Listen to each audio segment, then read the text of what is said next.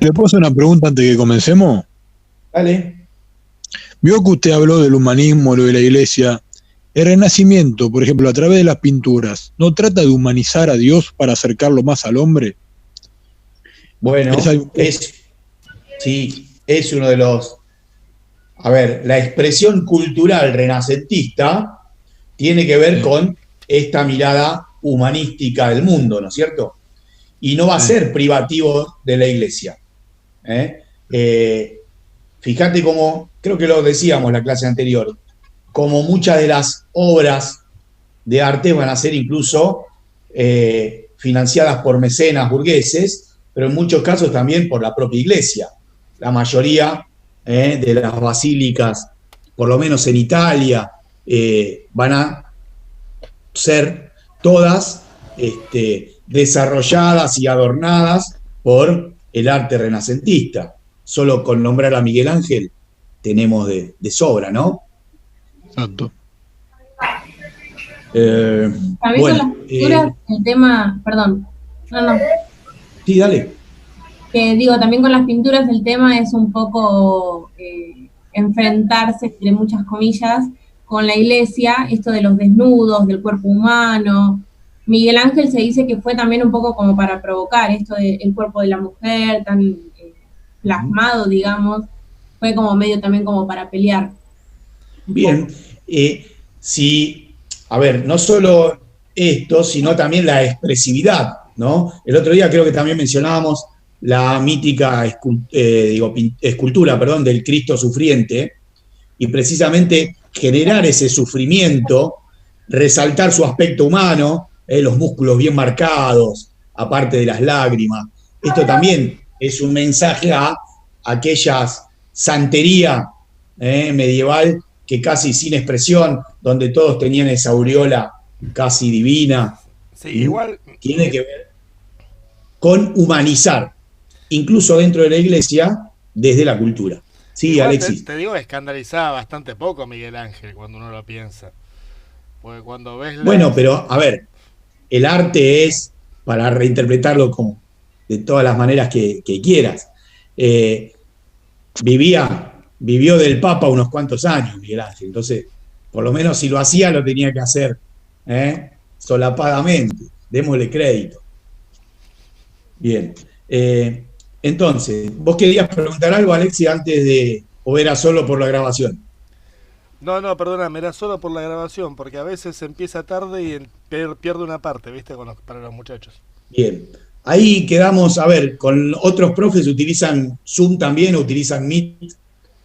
Con, No, Zoom. con muy ¿Usan pocos, Zoom? sí, usamos Zoom y con una profesora Meet.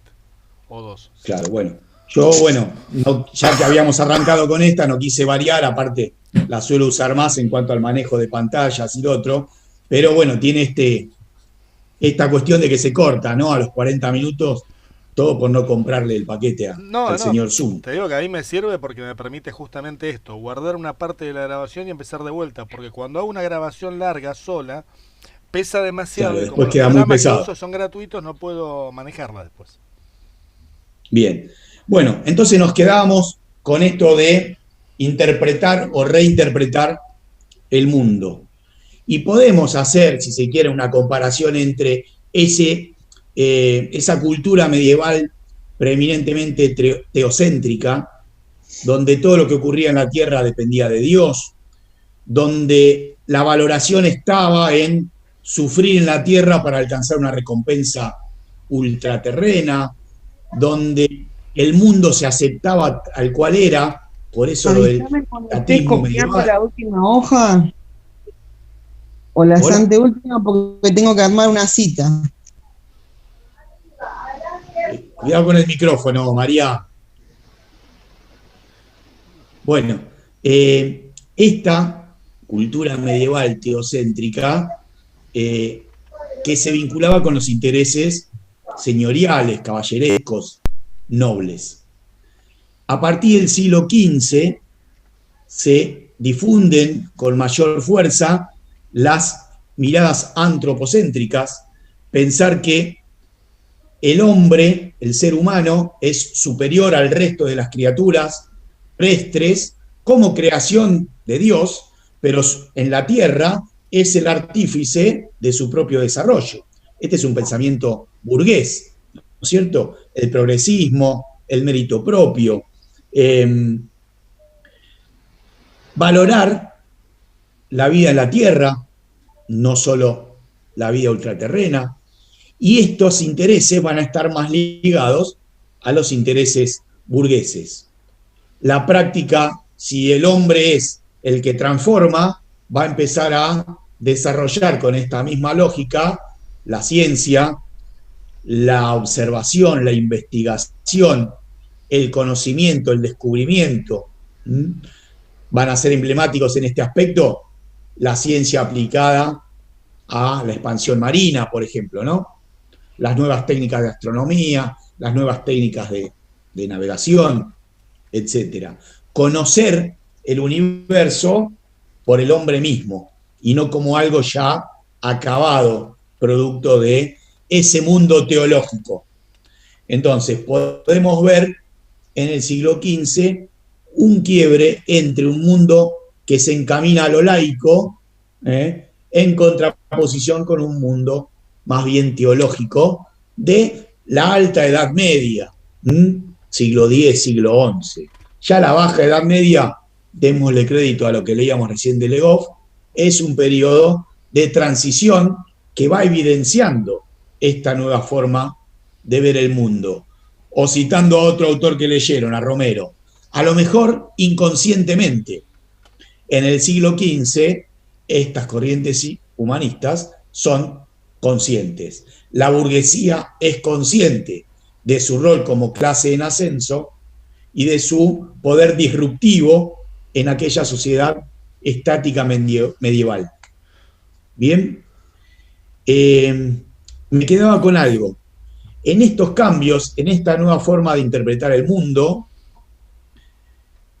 los sectores señoriales, nobles, más fortalecidos a partir del contexto de guerra, que son las fuertes monarquías, nosotros vimos el caso inglés, el caso francés, podríamos agregarle España, hace que empiece a considerarse también de modo racional, por lo tanto hay una diferencia al señorío medieval, cómo administrar un territorio. La necesidad de una moneda oficial, de un ejército permanente, de una diplomacia. Nos empieza a hablar ya de estados organizados, estados que van tendiendo a hacerse más eficaces, desde el control de impuestos, desde tener un ejército permanente y financiado por el Estado, de unificar intereses con los sectores aspiracionales de la burguesía. Es lo que hablábamos como el origen o el primitivo Estado moderno. Todavía no hablar de monarquías absolutas, eso lo vamos a dejar para el siglo XVI, pero sí en el XV, esas monarquías absolutas, cruzadas, atravesadas por estas nuevas corrientes, se fortalecen con lazos coercitivos que van a seguir siendo de tipo medieval. El rey en la cima de la cúspide, el ejército casi funcionando como una fuerza de caballería que somete y explota al campesinado o al artesanado urbano.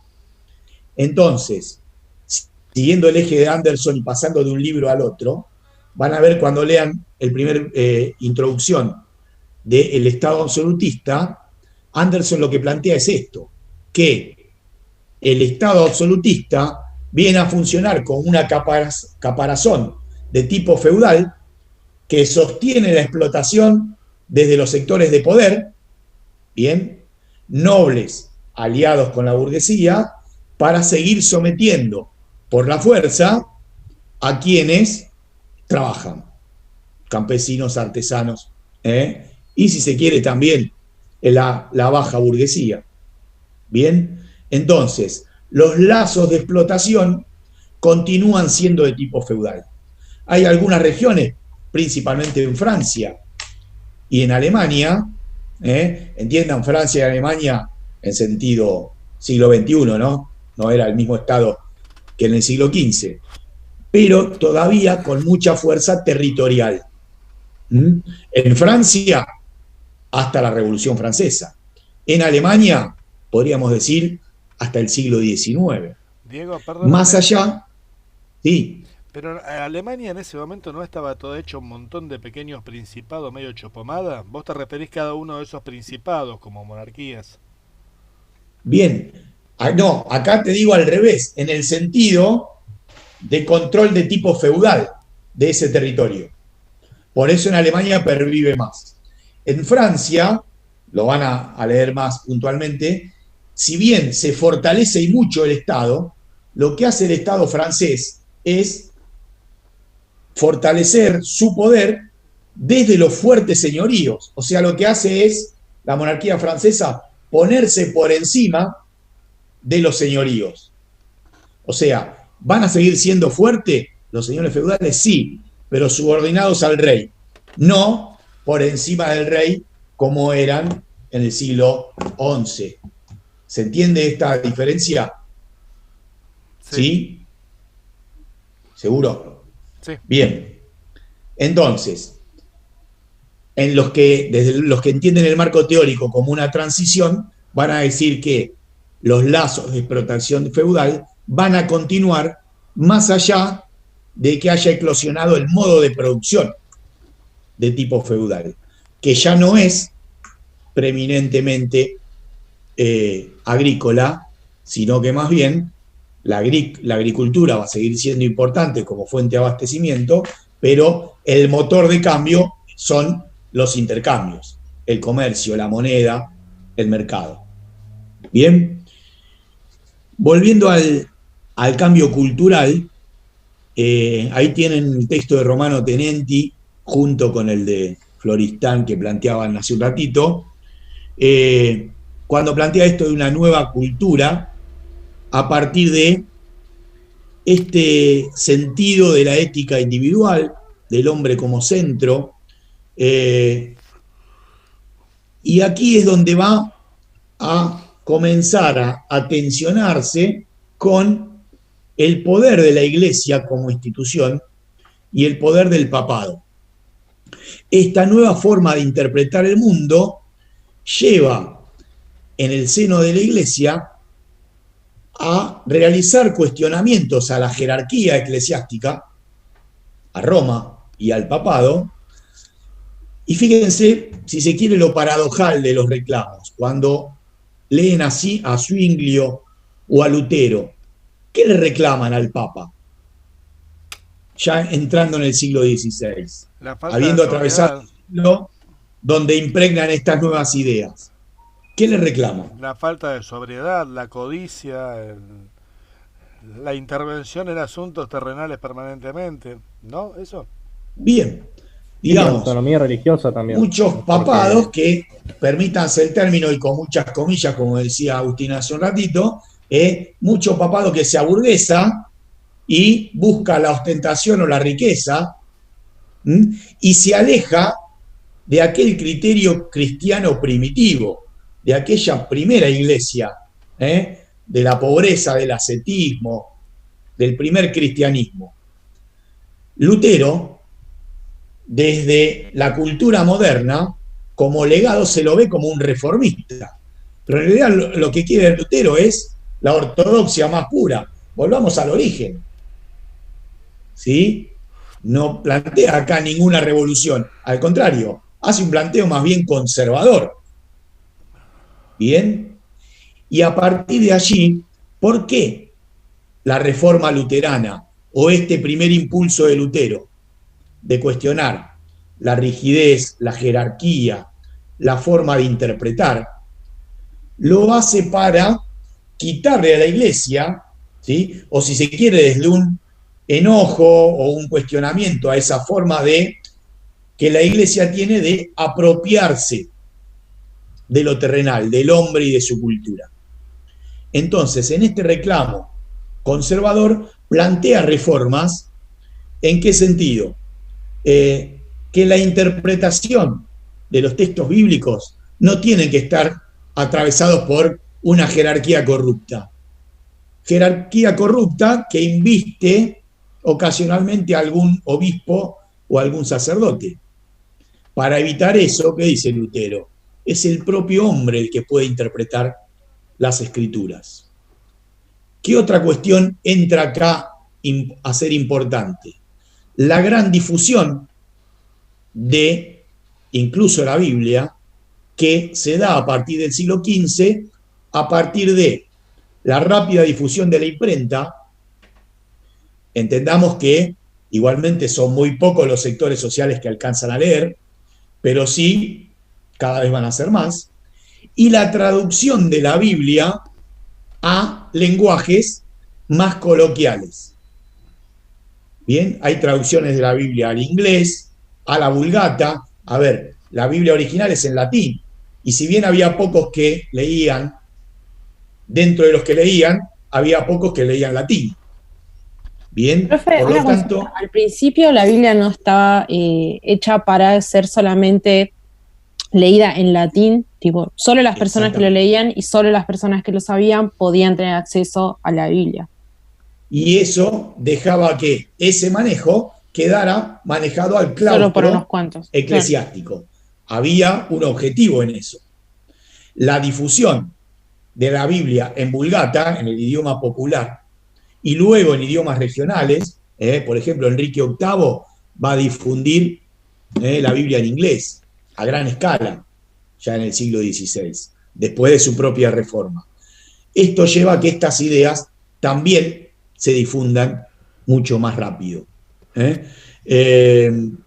Entonces hay que entender la reforma en el contexto de nueva manera de interpretar el mundo humanista del siglo XV. Son los humanistas los que van a adherir a Lutero, más que Lutero generar una ruptura. ¿Sí? Lutero es un hombre de su época, pero decimos, hace un reclamo más bien de volver a la antigüedad. Ahora, estas ideas de ruptura, ¿a quién le convienen? Y a los sectores burgueses, a los príncipes locales. ¿Por qué va a pegar tanto la reforma en Alemania? Porque los príncipes locales, históricamente, lo hemos visto y lo han desarrollado muy bien en un par de trabajos, estuvieron subordinados al emperador o al papado a lo largo de toda la Edad Media. A partir de aquí, los príncipes locales van a ser cada vez más fuertes, porque la reforma en Alemania hace que el peso de la Iglesia Católica decaiga casi hasta la desaparición, más allá de algunos concilios o algunas regiones. ¿Dónde más va a prender fuerte las nuevas corrientes? En las regiones nórdicas de Francia, la corriente que reinterpreta el luteranismo, que va a ser los hugonotes franceses. En la región del norte, más ligada al comercio y a las ciudades de mayoría burguesa. Esto para Francia va a ser un problema importante que se va a resolver recién en el siglo, bien entrado el siglo XVI, principios del XVII. La difusión en otras religiones, el presbiteranismo en Escocia, el anglicanismo en Inglaterra, el calvinismo en Suiza y en los Países Bajos, la propia reforma en Suiza de Zwinglio y del periodo de exilio de Calvino también, llevaron a que se generaran crisis o movimientos fagocitados por las regiones en contra de la gran estructura, que va a ser solucionada temporalmente por la monarquía que más territorios tenía en Europa. Esto lo habrán visto en Americana el año pasado. ¿Cuál es la monarquía más poderosa a principios del siglo XVI?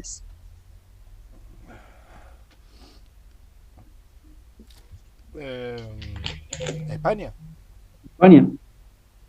España. Por América y por la alianza entre el matrimonio con Austria y España. El gran imperio de Carlos V, ¿no? La región alemana España y América, el imperio mayor conocido en la historia, ¿sí? Pero ese gran imperio, como todo imperio difícil de controlar, va a estar permanentemente atomizado por rebeliones campesinas, nobles y burgueses, principalmente en el territorio alemán, ¿sí? Esto es lo que llevó a las primeras guerras de religión, que se soluciona parcialmente en 1555 con la paz de Augsburgo, entre católicos y luteranos. Hay una pacificación allí, ¿sí? Esto, mediados del siglo XVI, patrocinado por Enrique IV, rey de Francia, hace que el catolicismo consiga cierta hegemonía en Francia y en los territorios de Carlos V y luego de Felipe II, de España, pero que esa corriente luterana ya se había ramificado en todas estas nuevas corrientes que dijimos recién: calvinismo, presbiteranismo, hugonotes, anglicanismo. Por lo tanto, la idea de el control desde el catolicismo, que había conseguido hegemonía con la paz de Habsburgo, va a profundizar la persecución de las corrientes, ¿sí? Minoritarias todavía, de estas nuevas religiones, y el siglo XVI y principios del XVII son los periodos de las conocidas guerras de religión, las grandes matanzas en Francia, por ejemplo, ya lo vamos a desarrollar más adelante. Lo importante acá es entender que desde lo cultural, el Renacimiento o el Renacer, ¿sí?, no es otra cosa que un invento de los modernos para resaltar la cultura antigua, que había sido también resaltada, atravesada y hasta mejorada por los medievales o los artistas medievales. La Reforma, si bien hay que darle ese crédito inicial a Lutero, es producto de este tiempo de cambios, y que no se limita la Reforma a Lutero, sino que a partir de allí hay una ramificación de reformas religiosas que van a estar teñidas por intereses locales, políticos, ¿sí?, los príncipes alemanes, intereses comerciales.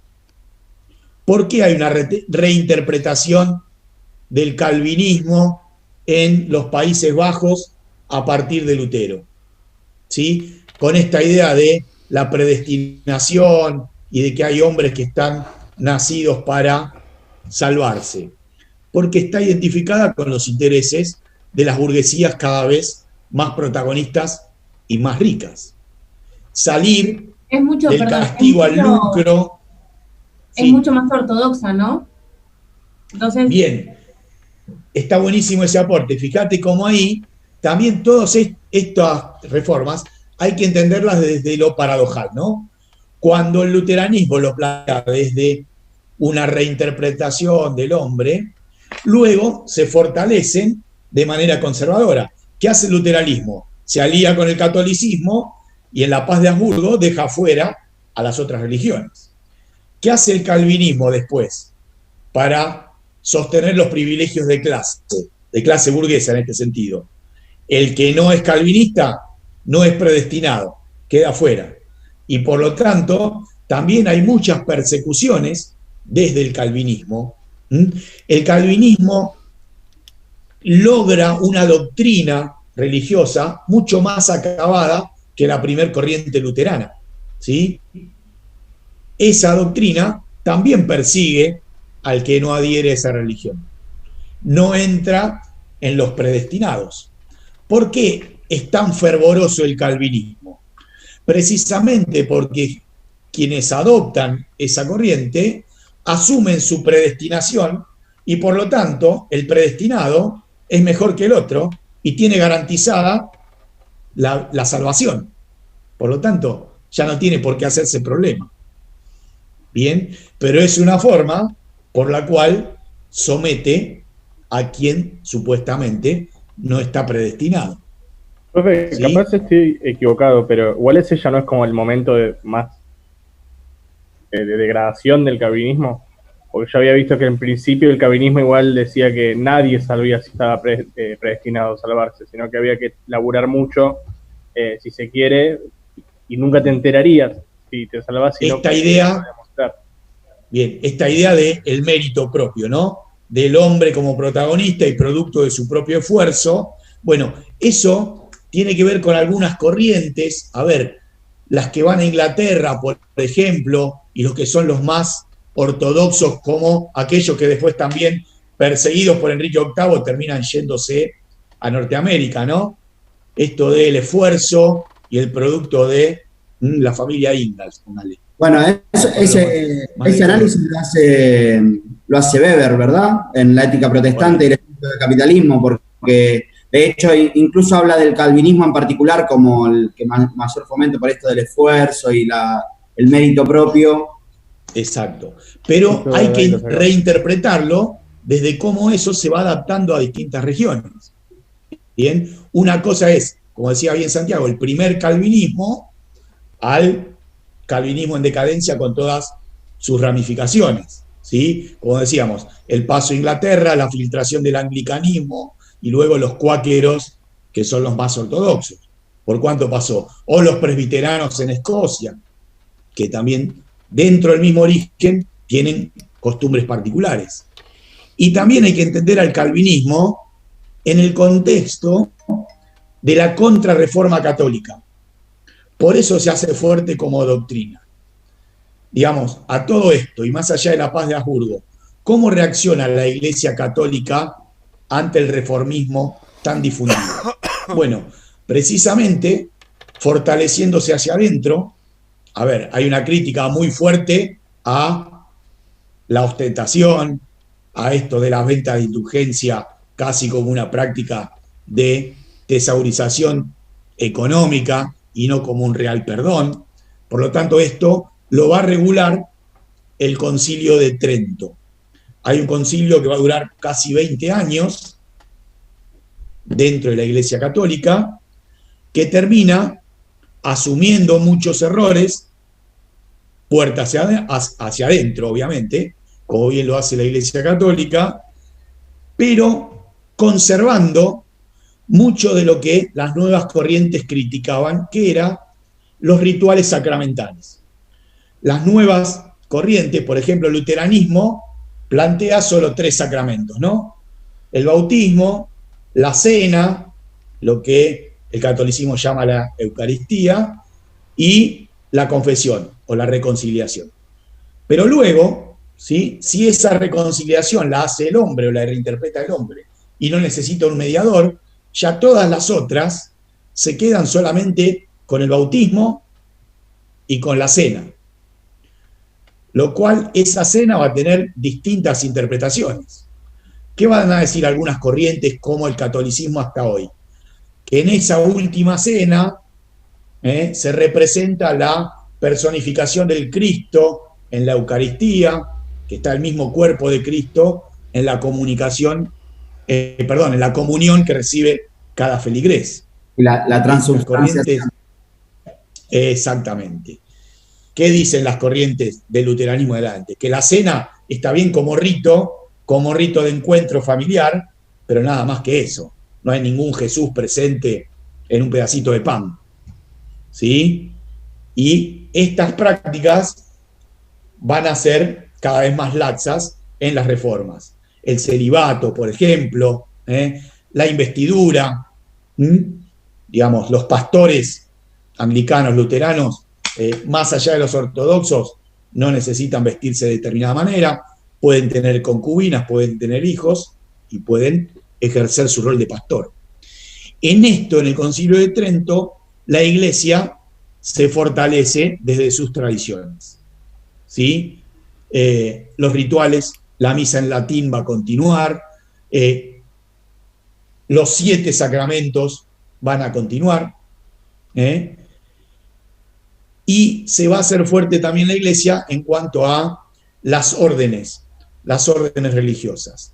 Producto de Trento y los años posteriores, dan un segundín ahí, aparecen, por ejemplo, los jesuitas, o más adelante va a aparecer la Inquisición, precisamente para cuidar las nuevas regiones donde la Iglesia tiene que ir a buscar los feligreses que perdió en Europa, que es América.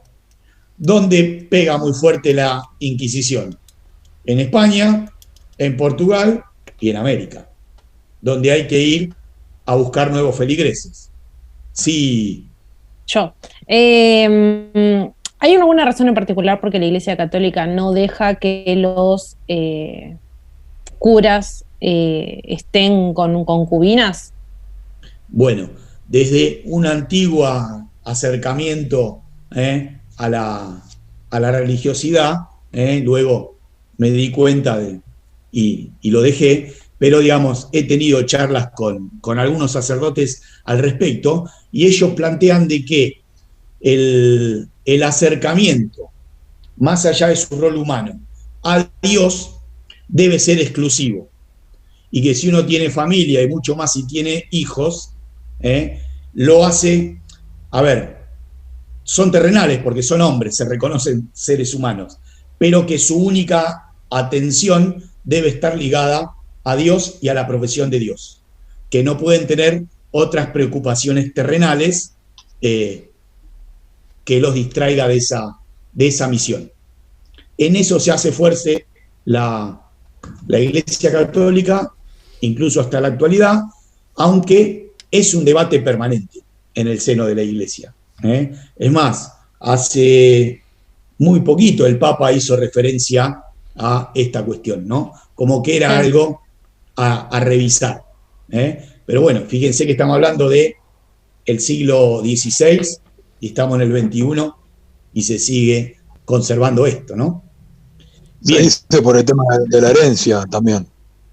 Bueno, también, digamos, un sacerdote no tiene propiedades y por lo tanto no tendría que discutir su heredabilidad. Esa es una de las cuestiones que también se discute en la Edad Media, cuando la Iglesia, ¿sí?, tiene propiedades territoriales. Es más, es una discusión muy fuerte con la Revolución Francesa, ¿sí?, cuando se le quita la constitución civil al clero y se expropian muchos territorios que eran de la Iglesia. Pero bueno, eso lo dejamos para más adelante.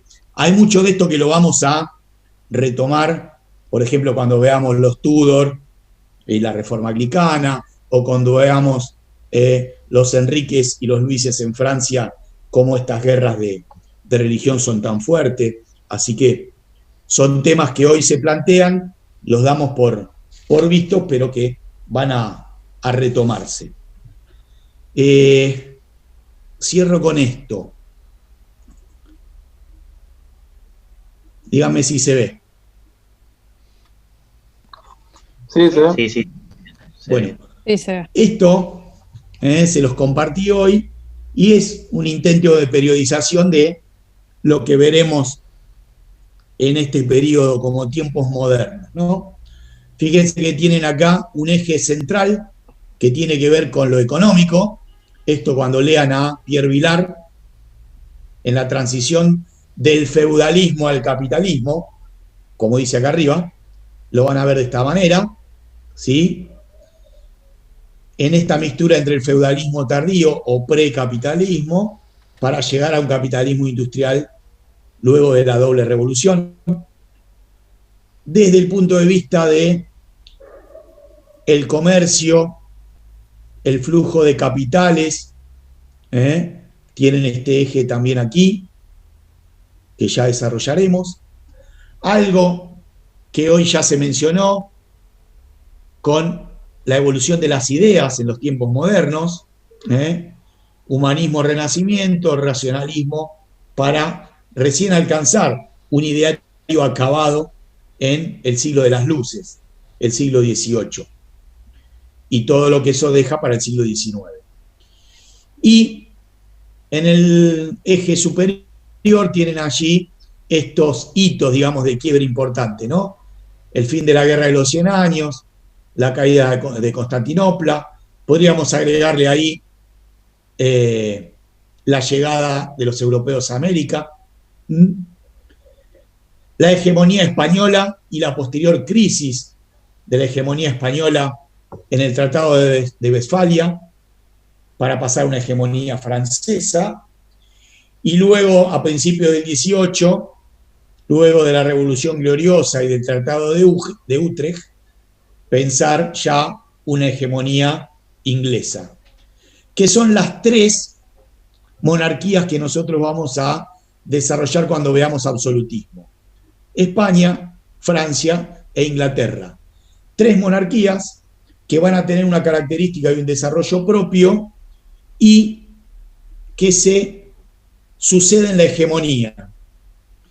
Con la crisis del gran imperio que hereda Felipe II y que decae entrado el siglo XVII, para pasar a tener una hegemonía más bien continental de Francia, con la emblemática Francia de Luis XIV, hasta ya un siglo XVIII, donde la primacía inglesa va a ser la norma.